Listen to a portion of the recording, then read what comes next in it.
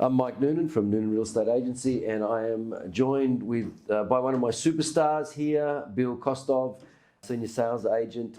Had a lot of success lately, Bill. Congratulations. Thank you. We're talking about auction or private treaty. We're not saying one versus the other, but just when should you decide on which way to go or what factors might influence you when you're deciding. So, Bill, an auction is basically a set date, a lead up to that date, and not really disclosing a price but giving a price range, and then letting the bidders decide on where that price ends up. Correct? Correct. Okay. And a private treaty, on the other hand, is, and we're talking generally speaking here, I know there's different ways to do it, but generally speaking is where you put a price on a property. It usually starts pretty high. Yep. And then as we go on, we'll get offers at that price. If we're not getting it around that price, the price is usually incrementally reduced over weeks until that price comes down to meet where the buyer's expectations or that market value is. Would that pretty much sum it up? Safe to say, yes. Okay, generally speaking. I know some people will be pulling me up on anomalies, but that's basically it. If I'm a vendor and I want to know which way I should go, what factors should I be considering? Well, there's a whole range of factors that you need to consider. And a good agent should be able to walk you through the process and explain the difference. In the St. George area, generally, if you are selling a house, because it is very limited stock, you should be going down the road of an auction.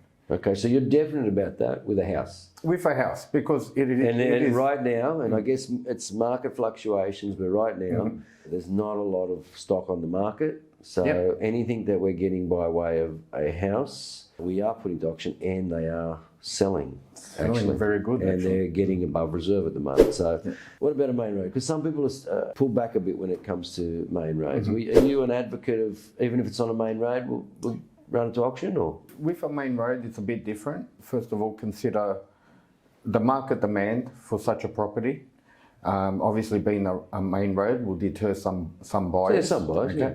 Not everyone. However, if it's in a standout condition, you may still want to lead to run into auction. Okay. Location, obviously, condition are key factors you need to consider.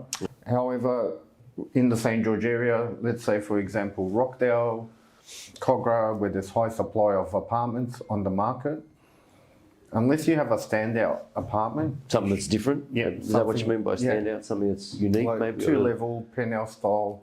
Okay. 3 bedrooms in particular, there's not many 3 bedrooms on the market at the moment. That's, if you don't tick those boxes, I would go down the road of private treaty. Right, okay. And a good agent should be able to negotiate the best possible price, whether it's auction or private treaty. Well, look, I'd agree. Truth be told, I don't sell property today. Very rarely do I get involved with the ins and outs of it.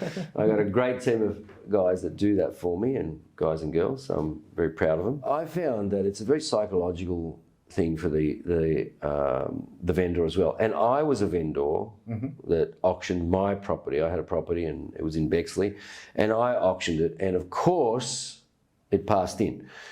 That doesn't sound fabulous. It's probably most agents wouldn't advertise that fact, but the reality was I sold it the following day, and I sold it for slightly above my reserve price the following day. So I did actually get a little bit above what I wanted at the time, but it did bring it to a head. If you're going to go to an auction, psychologically, can you cope with it not selling on the day? Because some people, it really stresses them out when they get close to that auction. You've got vendors, they're probably stressing out. To be realistic, I mean, agents, we can paint a great picture. It's going to be fabulous. You're going to get so much more than you wanted, and the reserve price is going to be smashed. All of that stuff. But the reality is people get very stressed during that time.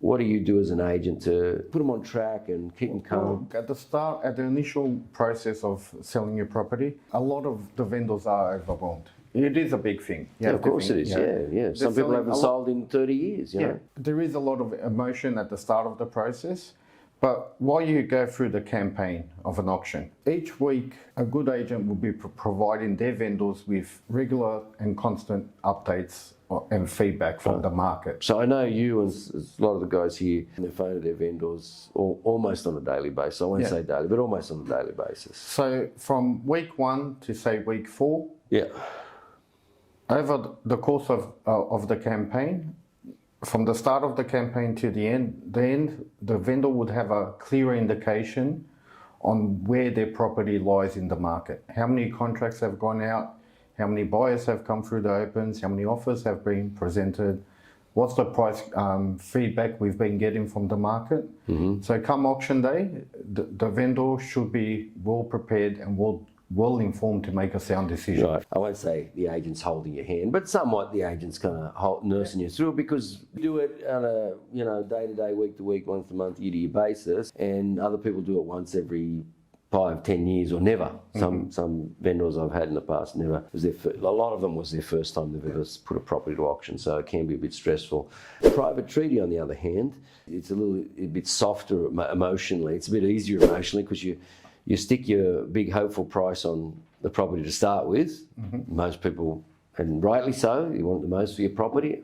We agree with you, you should get the most for your property, but they stick the price on, and then people are coming through making comments or making offers.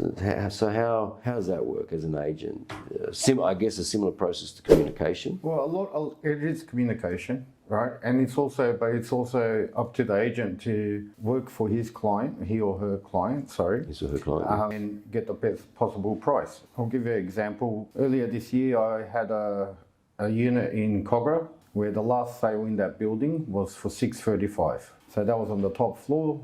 The unit I had listed was on the ground floor. Based on that comparable sale, identical layout, everything, the vendor's expectations was, let's say, around $610, $620. But they were realistically... Yes, they were motivated to sell. They were realistic on their price expectation.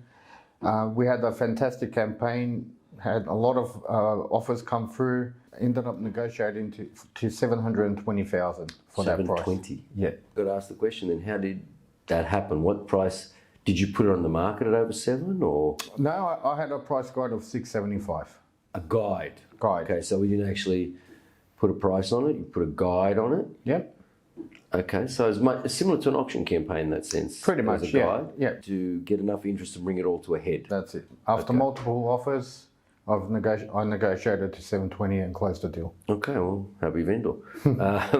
It doesn't always happen that way, but it certainly can if you've got the right person working on it. One other thing I wanted to mention with auction and private treaty was a lot of people feel that, an auction campaign is going to cost a lot in marketing, but I don't think people realise the only additional cost is that of an auctioneer. Is that right? That's all it is. Because marketing isn't for free these days. Sometimes those campaigns are $1,000, $2,000 a pop, right, for each one. Right. Very expensive. And you've got signboards and everything else. Unless you want no advertising whatsoever, you're going to have to pay for some marketing, some good marketing. And you're going to have to do that regardless of whether you're running an auction or a private treaty campaign, correct? Correct. Correct. And then on top of your marketing, there's usually an auctioneer's fee for the auctioneer, and they vary from, I don't know, $500 to $1,000 roughly. Generally, between 500 to 1,000. I guess depending on their popularity. That's it. Okay. Is there anything else you want to add about auction and private treaty? It's a process, so you have to go through the process. Either way, it's a process, right? Yeah, that's it. And a good agent should be able to manage both campaigns or strategies to sell effectively and achieve a fantastic result for his client. Okay. All right. Well, thank you very much for your time, Billy. Cheers. Thanks, Mike.